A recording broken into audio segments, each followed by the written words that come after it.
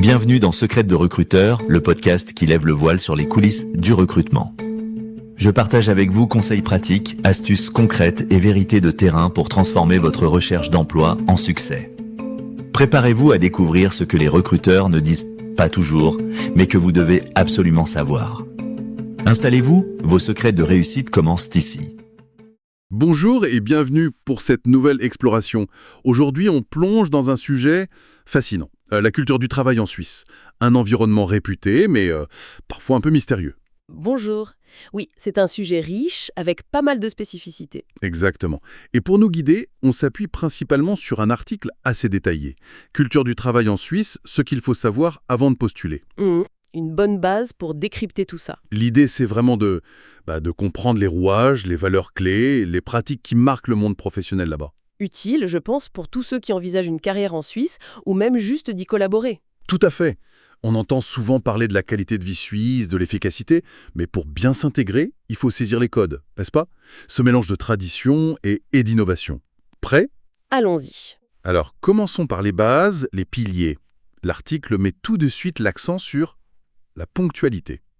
C'est plus qu'important, C'est non négociable, oui. L'article le dit clairement. Un retard, même petit, c'est perçu comme un vrai manque de respect. pour le temps des autres, pour l'organisation. Exactement. Et ça va au-delà de l'heure d'arrivée le matin. C'est Partout. le respect des délais, les réunions qui commencent et finissent à l'heure pile. C'est lié à cette idée de fiabilité, de prévisibilité dont parle la source. Tout à fait. C'est comme une mécanique de précision, on pourrait dire. Chaque élément doit être là au bon moment. Le temps, c'est géré avec une rigueur extrême.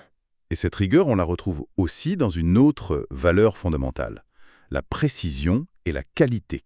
Faire bien avant de faire vite. Ah oui, ça c'est central. L'excellence prime. C'est pas juste une préférence, c'est vraiment un standard attendu. Et ça expliquerait en partie la réputation mondiale des produits suisses. Bah oui, en grande partie. Ce n'est pas qu'une image, c'est ancré dans la manière de travailler au quotidien, une fierté du travail bien fait, méticuleux. D'accord. Et au niveau des relations, la hiérarchie, l'article dit qu'elle est toujours là, respectée, même si ça bouge un peu. Oui, elle est présente, peut-être moins marquée qu'avant dans certains secteurs, mais toujours là. Le vouvoiement généralisé, par exemple. Même entre collègues? Souvent, oui, surtout au début ou dans des environnements plus formels. Ça maintient un cadre, une certaine distance professionnelle respectueuse. Une formalité qui peut surprendre au début, peut-être. Oui, ça peut, mais c'est vu comme une garantie de professionnalisme. Ça structure les échanges et assure un respect mutuel clair. L'ambiance peut être cordiale, mais cette distinction privé-pro reste assez nette. Intéressant. Alors si on passe du niveau individuel au collectif, comment ça fonctionne en équipe G? L'article parle beaucoup de consensus. Ah oui, le consensus. C'est très lié à la culture démocratique suisse en fait. La recherche d'un accord commun est primordiale. Même si ça prend plus de temps. Justement, c'est vu comme un investissement. Des discussions parfois longues, oui, mais pour que tout le monde soit entendu, impliqué. Et l'idée, c'est que la décision sera mieux acceptée et appliquée après. Exactement. Ça favorise l'adhésion, la cohésion. Les réunions, ce ne sont pas juste pour informer, c'est pour débattre, pour que chacun apporte sa pierre. Et du coup, le style de communication, il va être adapté à ça, j'imagine.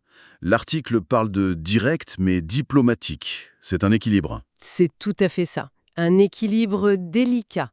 On apprécie la franchise, oui, il faut dire les choses. Mais sans être abrupt. Voilà. Avec tact, avec respect, factuel, constructif. C'est ça la clé. Pas masquer les problèmes, mais les aborder professionnellement. Ça demande un apprentissage, selon d'où on vient. Carrément, si on vient d'une culture très directe, faut peut-être arrondir un peu les angles. Si on est d'une culture très indirecte, il faut oser être plus explicite, mais toujours dans le respect. Bien noté. Projetons-nous un peu la candidature. Le recrutement en Suisse, ça a l'air d'avoir ses codes bien précis. Le CV, par exemple. Ah oui, le CV suisse, très formel. La photo pro de qualité, c'est souvent un must, contrairement à d'autres pays. Ah bon? Obligatoire. Pas légalement, mais très attendu, oui. Et puis, présentation sobre, claire, anti-chrono souvent, zéro faute, évidemment. Le CV, c'est le premier reflet du sérieux, quoi. Et la lettre de motivation, toujours aussi importante? Essentiel.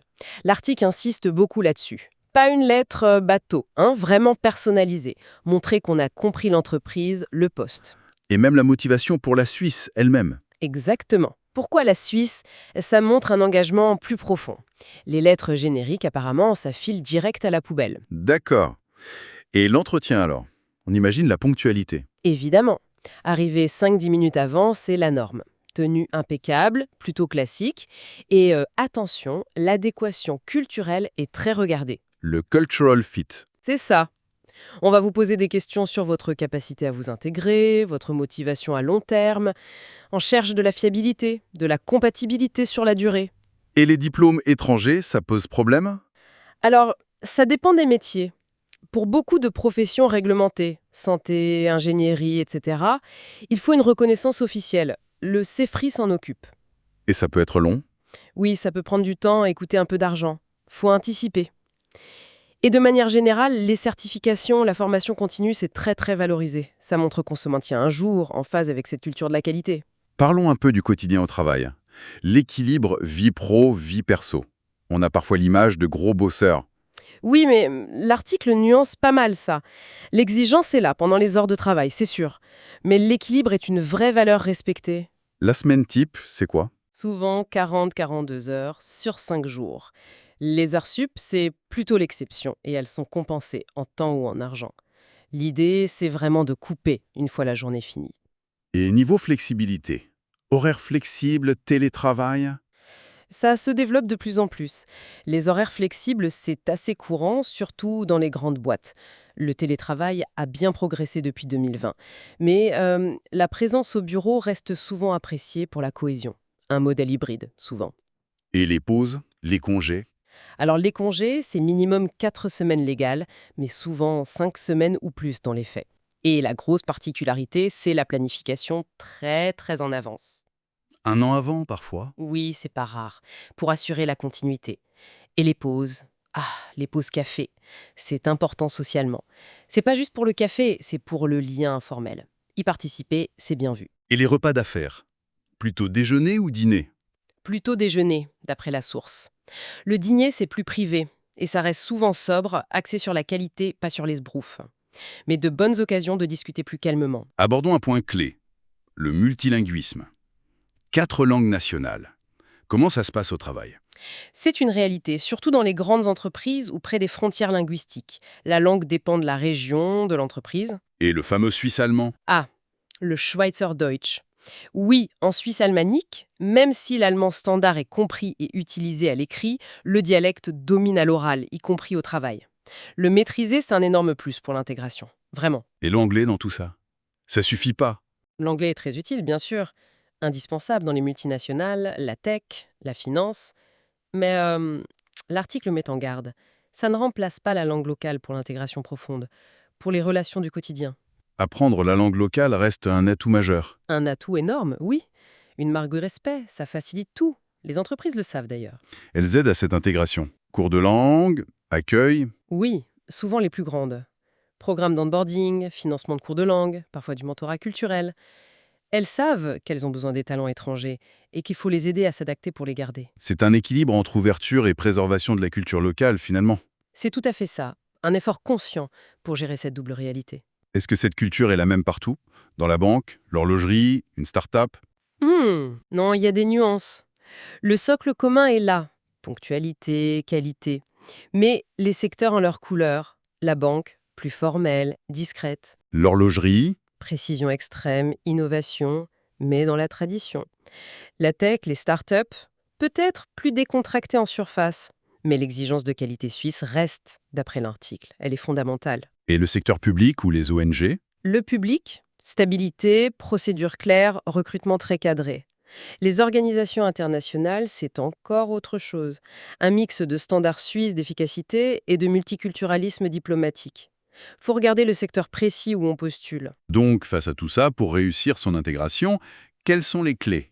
D'abord, la préparation. Bien se renseigner avant. Sur l'entreprise, le secteur, la région. Arriver informé, c'est très apprécié. Ensuite, le réseau. Facile à construire? Crucial, mais ça prend du temps. La confiance se bâtit lentement. Donc patience, persévérance, participer, être présent mais sans forcer. La réputation se construit sur la durée. Et personnellement, l'attitude à avoir. L'adaptabilité, l'humilité. Observez beaucoup au début. Posez des questions pour comprendre le pourquoi des choses, plutôt que juger. Montrer qu'on veut apprendre. S'intégrer. Exactement. Faire l'effort avec la langue locale, ça ouvre tellement de portes. L'apprentissage continu, c'est une valeur forte là-bas. Donc, si on résume l'esprit, c'est quoi? Une culture qui récompense l'excellence, la fiabilité, le respect des règles, la collaboration constructive. C'est exigeant, oui, faut être rigoureux, s'adapter, mais en retour, ça offre de la stabilité, de la reconnaissance et souvent un cadre de travail très apprécié une fois qu'on a les clés. Très clair. Merci pour cette analyse. Alors, les mots-clés à retenir pour naviguer dans ce monde pro-suisse. Ponctualité, qualité, consensus, préparation et adaptation. Ces 5 classes semblent vraiment centraux.